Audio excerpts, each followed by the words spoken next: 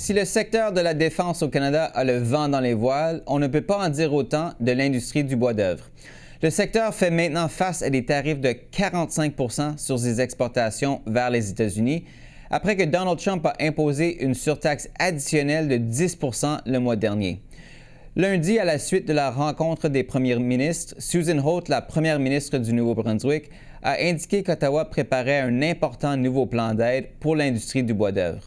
Alors, à quel point l'industrie est-elle fragilisée et qu'attend-elle du gouvernement fédéral? Martin Bouchard est directeur général de l'Association québécoise des entrepreneurs forestiers. Monsieur Bouchard, bonsoir. Bonsoir. J'aimerais en fait d'abord commencer avec les propos du premier ministre du Québec. La semaine dernière, François Legault a évoqué que 30 000 des 60 000 emplois de l'industrie forestière au Québec pourraient disparaître en raison des droits de douane américains. Votre réaction à ces propos? En fait, nous, on a trouvé que c'était un message vraiment troublant là, qui laisse un peu voir de préoccupation pour ceux et ceux qui vivent de la forêt. En fait, annoncer une aussi forte décroissance dans un secteur sans amener des solutions pour contrer et mieux soutenir les gens qui en dépendent, ben, pour nous, c'est inquiétant. M. Legault a été quand même très direct. Il a dit qu'il faut être réaliste et envisager d'autres options. Il a même parlé de bons emplois qui pourraient être créés à Hydro-Québec ou dans le secteur minier. Comment est-ce que vous voyez ces commentaires et qu'est-ce que ça révèle de l'appui du gouvernement du Québec à votre industrie? Est-ce que vous vous sentez laissé pour compte, abandonné? Oui, mais oui, parce qu'en fait, en plus, parler de relocaliser une main-d'œuvre dans un autre secteur, c'est de faire preuve d'un manque de considération pour des gens qui ont mis leur savoir, leur passion, qui ont développé de l'expertise et qui sont enracinés aussi dans leur milieu.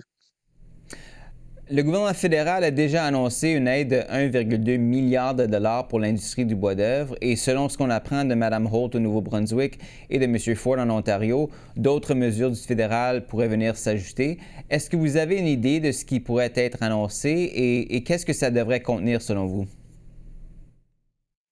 Et en fait, de ce qu'on peut comprendre avec une annonce quand même assez récente où là, on est venu, je dirais, consolider l'intention du gouvernement d'investir davantage dans la construction.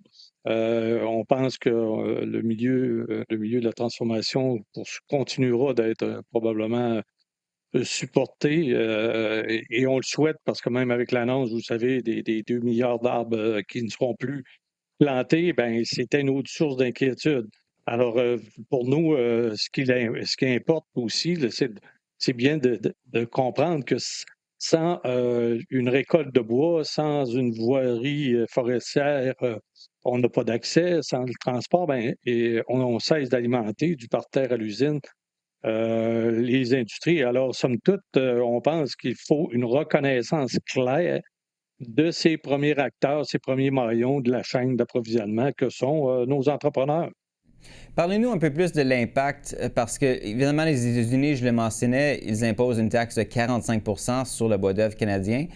Quel impact est-ce que ça a sur votre production, vos exportations, et est-ce que ce chiffre de 30 000 emplois qui pourraient être perdus, est-ce que c'est juste selon vous?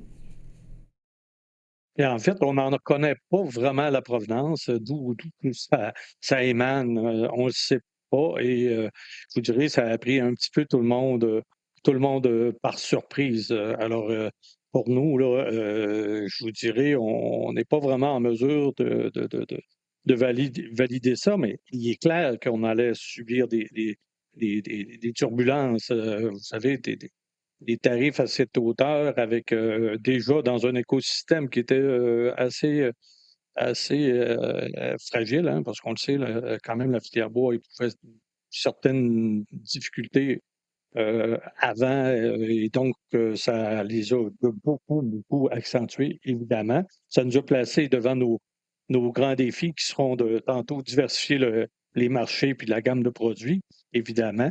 Mais voilà que on pense que il y a lieu à une mobilisation et puis surtout une reconnaissance explicite des entrepreneurs terrains dans les politiques gouvernementales pour ce qui concerne la filière forêt. La semaine dernière, la Maison-Blanche a annoncé la levée de tarifs sur des produits comme les bananes, le café, les mangues, d'autres biens de consommation, clairement sous la pression des consommateurs américains face au coût de la vie. Est-ce que vous voyez une possibilité que le bois d'œuvre devienne lui aussi un irritant pour les Américains et que Washington revoie sa position?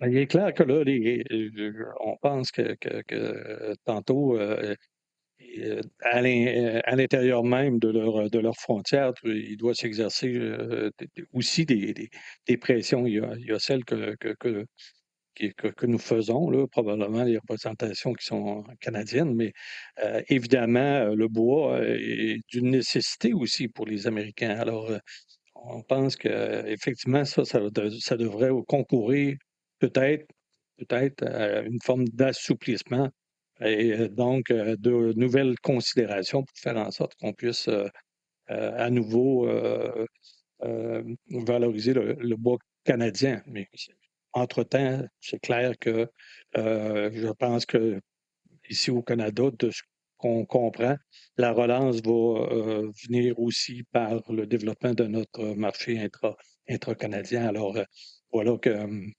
vous savez, il y a une certaine...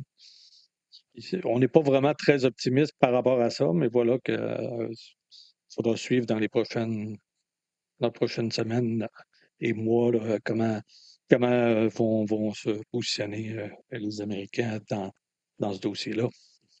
Martin Bouchard, merci beaucoup d'avoir été avec nous ce soir. Bien, écoutez, nous, on croit encore à notre filière bois, puis on pense que la relance devra être inclusive, durable et on rappelle qu'on est fiers de nos racines forestières. Merci.